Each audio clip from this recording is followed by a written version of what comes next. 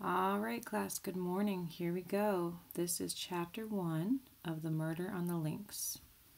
A Fellow Traveler. I believe that a well-known anecdote exists to the effect that a young writer, determined to make the commencement of his story forcible and original enough to catch and rivet the attention of the most blasé of editors, penned the following sentence. "Hell," said the Duchess. Blasé means, like, bored, couldn't care less kind of editor. Continuing on. Strangely enough, this tale of mine opens in much the same fashion, only the lady who gave utterance to the exclamation was not a duchess. It was a day in early June. I had been transacting some business in Paris and was returning by the morning service to London, where I was still sharing rooms with my old friend, the Belgian ex-detective Hercule Poirot. The service, meaning they're taking the train. He's taking the train. The Calais Express, which is the name of the train, was singularly empty. In fact, my own compartment held only one other traveler. I had made a somewhat hurried departure from the hotel and was busy assuring myself that I had duly collected all my traps when the train started. Up till then, I had hardly noticed my companion, but I was now violently recalled to the fact of her existence. Jumping up from her seat, she let down the window and stuck her head out, withdrawing it a moment later with the brief and forcible ejaculation, "Hell." Now I am old-fashioned. A woman, I consider, should be womanly. I have no patience with the modern neurotic girl who jazzes from morning to night, smokes like a chimney, and uses language which would make a Billingsgate fishwoman blush. I looked up now, frowning slightly, into a pretty, impudent face, surmounted by a rakish little red hat. A thick cluster of black curls hid each ear. I judged that she was little more than 17, but her face was covered with powder, and her lips were quite impossibly scarlet. Nothing abashed, she returned my glance and executed an expressive grimace. "Dear me, we've shocked the kind gentleman," she observed to an imaginary audience. "I apologize for my language, most unladylike and all that, but oh Lord, there's reason enough for it. Do you know I've lost my only sister?" "Really," I said politely. "How unfortunate." "He disapproves," remarked the lady. "He disapproves utterly of me and my sister, which last is unfair because he hasn't seen her." I opened my mouth, but she forestalled me. "Say no more. Nobody loves me. I shall go into the garden and eat worms. Boo-hoo, I am crushed." She buried herself behind a large comic French paper. In a minute or two I saw her eyes stealthily peeping at me over the top. In spite of myself, I could not help smiling, and in a minute she had tossed the paper aside and had burst into a merry peal of laughter. "I knew you weren't such a mutt as you looked," she cried. Her laughter was so infectious that I could not help joining in, though I hardly cared for the word mutt. The girl was certainly all that I most disliked, but that was no reason why I should make myself ridiculous by my attitude. I prepared to unbend. After all, she was decidedly pretty. "There, now we're friends," declared the minx. "Say you're sorry about my sister." "I am desolated." "That's a good boy." "Let me finish. I was going to add that, although I am desolated, I can manage to put up with her absence very well." I made a little bow. But this most unaccountable of damsels frowned and shook her head. "Cut it out. I prefer the dignified disapproval stunt. Oh, your face. Not one of us," it said. "And you were right there, though, mind you, it's pretty hard to tell nowadays. It's not everyone who can distinguish between a demi and a duchess. There now, I believe I've shocked you again. You've been dug out of the backwoods, you have. Not that I mind that. We could do with a few more of your sort. I just hate a fellow who gets fresh. It makes me mad." She shook her head vigorously. "What are you like when you're mad?" I inquired with a smile. "A regular little devil. Don't care what I say or what I do either. I nearly did a chap in once. Yes, really. He'd have deserved it, too. Italian blood I've got. I shall get into trouble one of these days."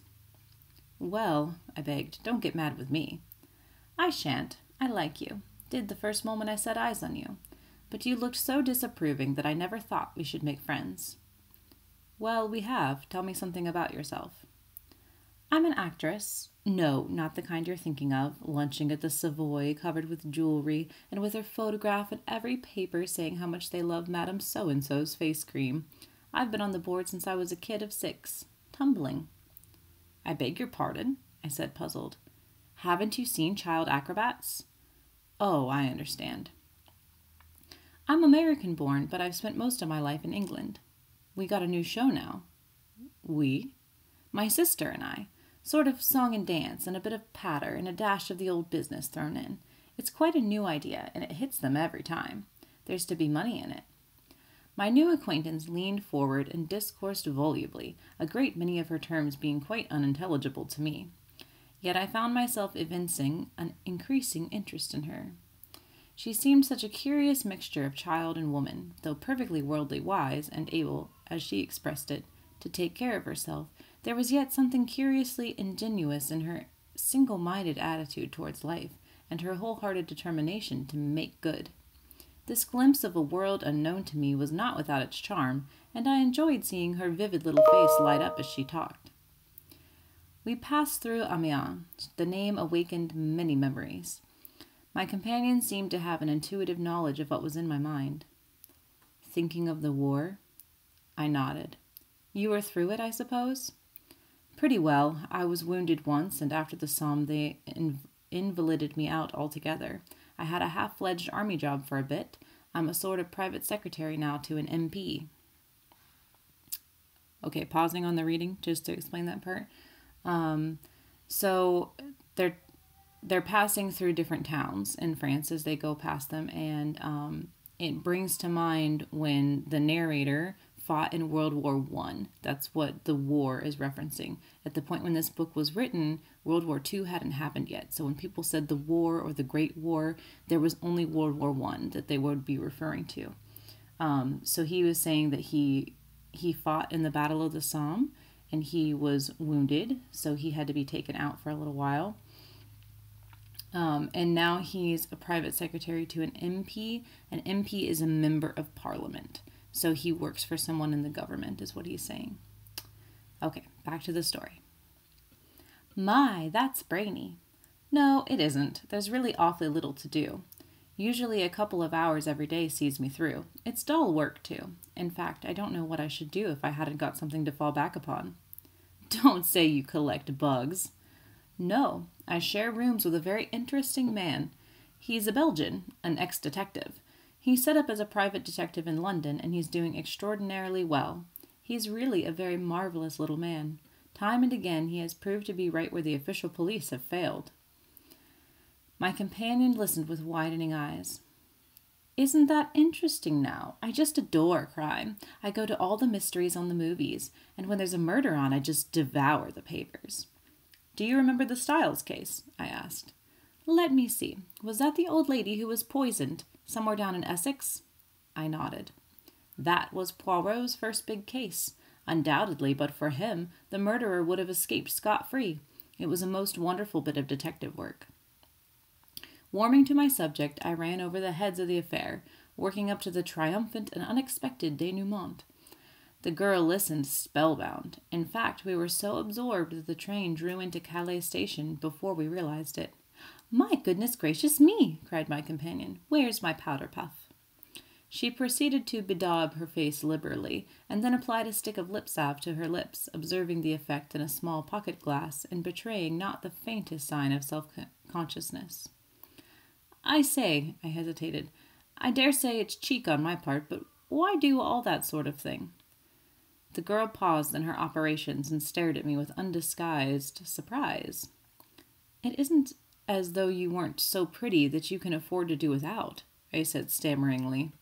My dear boy, I've got to do it. All the girls do. Think I want to look like a little frump up from the country? She took one last look in the mirror, smiled approval, and put it in her vanity box away in her bag. That's better. Keeping up appearances is a bit of a fag, I grant, but if a girl respects herself, it's up to her not to let herself get slack. So the slang of a bit of a fag in British vernacular, it means,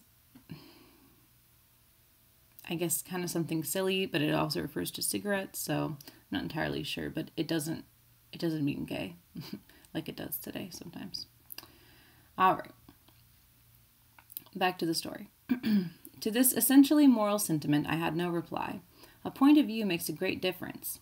I secured a couple of porters, and we alighted on the platform. My companion held out her hand. Goodbye, and I'll mind my language better in the future. Oh, but surely you'll let me look after you on the boat.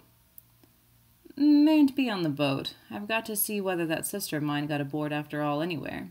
But thanks all the same. Oh, but we're going to meet again surely. I hesitated. I want to meet your sister. We both laughed. That's really nice of you. I'll tell her what you say. But I don't fancy we'll meet again. You've been very good to me on the journey, especially after I cheeked you as I did. But what your face expressed first thing is quite true. I'm not your kind, and that brings trouble. I know that well enough. Her face changed. For the moment, all the light-hearted gaiety died out of it. It looked angry, revengeful. So goodbye, she finished in a lighter tone. Aren't you even going to tell me your name? I cried as she turned away. She looked over her shoulder. A dimple appeared in each cheek. She was like a lovely picture by Greuze.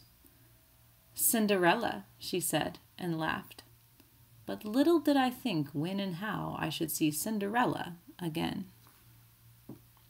And that's the end of chapter 1.